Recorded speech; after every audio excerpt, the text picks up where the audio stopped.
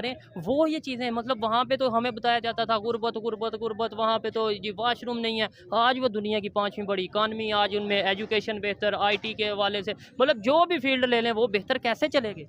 Sir देखिए, बात ये है कि आप देखना ये है कि आपने अपनी कौम को एजुकेट कैसे करना है, हुँ। किस तरीके से उन्होंने देखा जी हमने अपनी कौम को एजुकेट किस तरीके से करना है। उन्होंने फ़िल्में बनाकर फ़िल्मों के ज़रिए अपने कौम को लॉयल कर लिया वो अपने। मैसेज दिया कि भाई और यूनिटी। हमारी बदकिस्मती ये है कि हमारे इतने उलमाए कराम हैं, वो आज तक बस फ़िरक़ों में जो हम बँटे हुए हैं, हाँ, हाँ। उसके अलावा हमें जो है ना अखलाकियात का, ठीक है। हमसाये के हकूक़ का या यानी कि इंसानियत का, ह्यूमैनिटी का दर्स नहीं दिया नहीं जाता। दिया जाता। यही वजह है कि हम एक कौम नहीं हैं। ऐसे ही है। हमारी ज़ुबानें जब बदलती हैं, हम उसमें लड़ना शुरू हो जाते हैं। हम एक-दूसरे को बलोची, सिंधी, पंजाबी के ताने देते हैं। हम यानी कि यहाँ तर बरादरीज़्म के एक-दूसरे को ताने देते हैं कि हम ये हैं, हम वो हैं।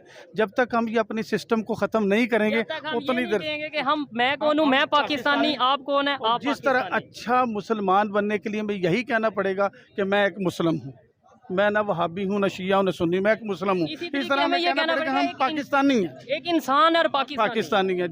जब हम पाकिस्तानी बन जाएँगे, तो अल्लाह ताला भी हमारी मदद करेगा और हमारे मुल्क में ऐसे इंशाल्लाह ही है। इंशाल्लाह आएगा दौर। जी। इलेक्शंस आपको किस तरफ जाते दिखाई दे रहे हैं? देखिए, इंडिया और अमेरिका में तो 2024 में इलेक्शंस है। अभी द हुँ, यूएस इलेक्शंस तो बहुत दूर है, नवंबर में है, यानी हुँ, ये अगस्त, सितंबर, यानी 15 महीने हैं। और जो ये सुल्तान को क्या हो गया? तो जो इंडिया के इलेक्शंस है उससे पहले हो जाएँगे। सो देखिए, पहले यूएस की बात करते हैं। यूएस की इलेक्शंस में एक अजीब-सा सिनेरियो चल रहा है कि हुँ, डेमोक्रेटिक पार्टी का जो डिपार्टमेंट ऑफ जस्टिस है, वो पूरी कोशिश कर रहा है कि डोनाल्ड ट्रंप को डिस्क्वालीफाई कर दे, हुँ, जितना हो सके। और लेकिन उसका पैराडॉक्स ये है कि बाइडेन चाहता है कि वो ट्रंप के खिलाफ जाए because he thinks he will win.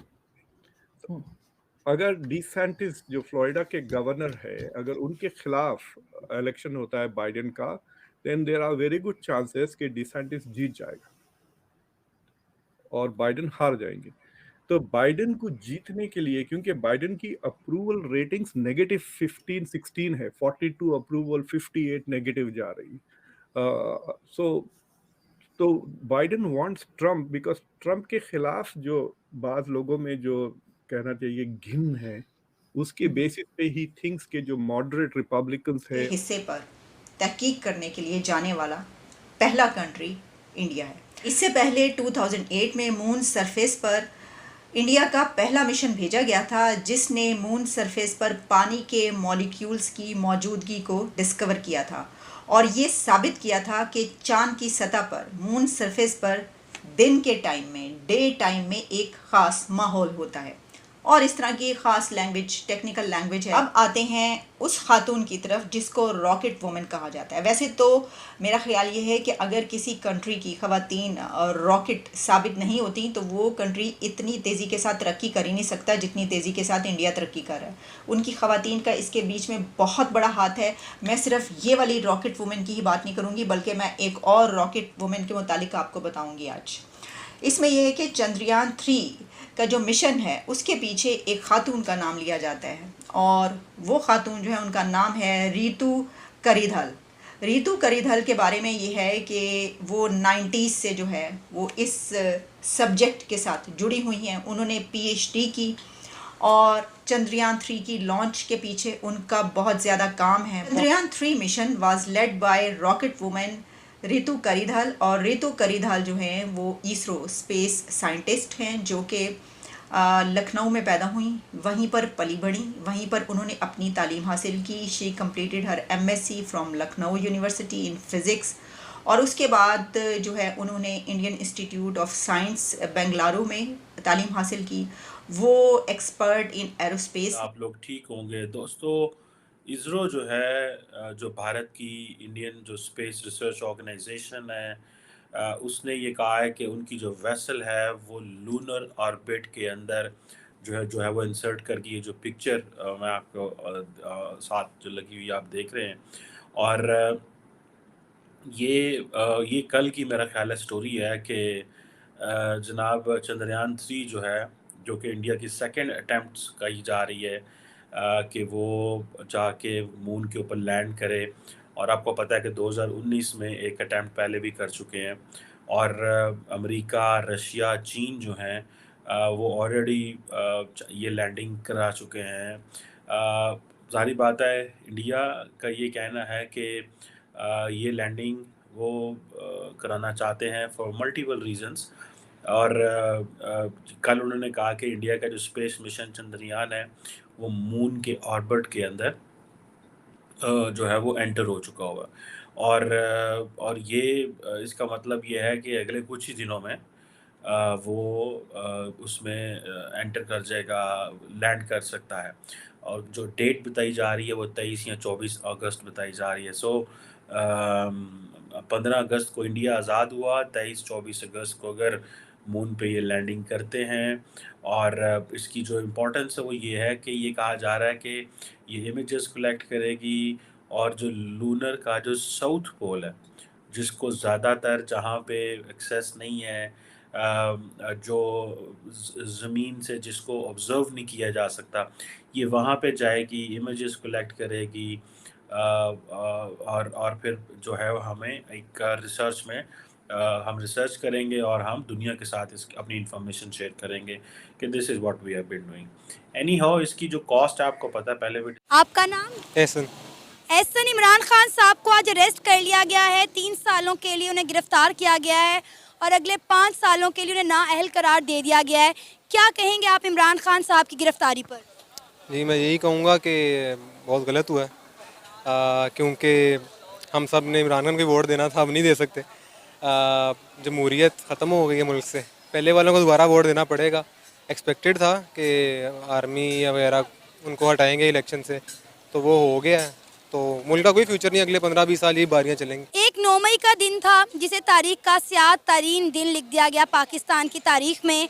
आपको लगता है कि एक बार फिर इमरान खान साहब को गिरफ्तार करने पर 9 मई जैसे हालात पाकिस्तान में पैदा होंगे? क्या पाकिस्तान में एक बार फिर से खाना जंगी शुरू होने वाली है?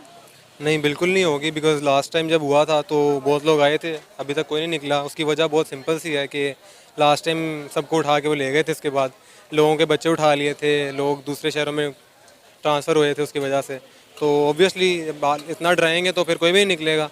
तो इस दफ़ा नहीं निकलेगा, कोई भी नहीं निकलेगा। अब तो जो मर्ज़ी कर दें, हम नहीं निकलेंगे। तो किसी काबिल समझें और सोचें कि ये काम मैं खुद भी कर सकता हूँ। तो पाकिस्तान में भी कुछ ऐसा ही है, जितनी भी पॉलिटिकल पार्टीज आई, चाहे वो पीपल्स पार्टी हो जो पावर में रही है, ऐसे तो बहुत सारी हैं, लेकिन पीपल्स पार्टी हो गई, पीएमएलएन हो गई, या इमरान खान की पीटीआई, शुरू से ही ये लोग फौज के अंडर रहे, एजेंसीज के अंडर रहे, वही इनको लाए और उन्होंने ही इनको हटा भी दिया। अब चाहे उसके लिए कोई भी तरीका इस्तेमाल किया हो, लेकिन हटा दिया। इमरान खान के लिए बस ये कहते हैं कि जी बिल्कुल सही तरीके से गए, कि वोट ऑफ कॉन्फिडेंस करवाया गया था और उसके बाद ये नहीं ले पाए, लेकिन बाकी सबको तो ऐसे ही हटाया था। तो इमरान खान के लिए भी आप जानते हैं किस तरह से वोटिंग हुई और कैसे हटे हैं।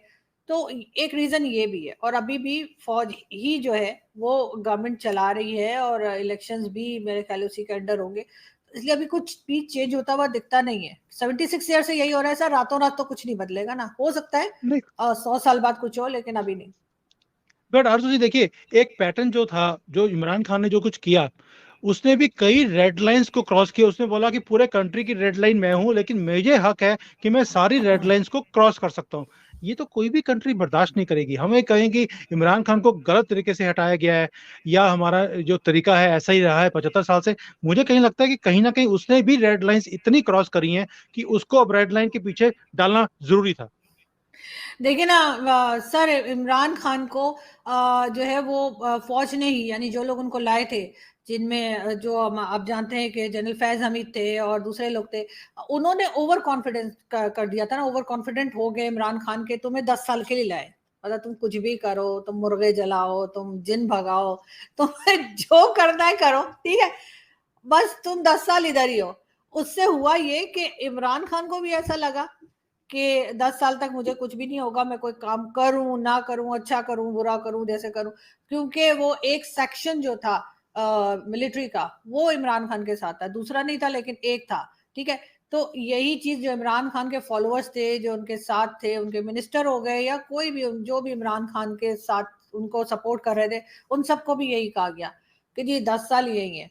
तो इन लोगों को तो लगता है, वैसे तो 10 साल भी सर निकल ही जाते हैं, लेकिन इनको लगा कि बस आगे खान साहब 10 साल के लिए, तो इन्होंने हर तरह के मतलब जो लोग सोशल मीडिया पे इमरान खान की किसी भी बात के ऊपर क्रिटिसाइज करते थे उन्हें ट्रोल करना शुरू कर दिया बुरी तरह से।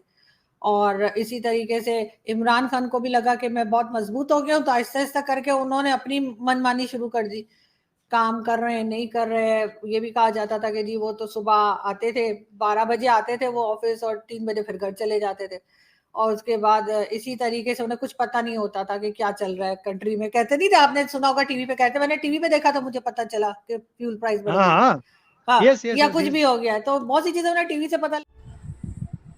दोस्तों, ये थी पाकिस्तान मीडिया की लेटेस्ट वीडियो। आपको कैसी लगी? पसंद आई तो लाइक करें, शेयर करें और सब्सक्राइब करें। धन्यवाद। जय श्री राम।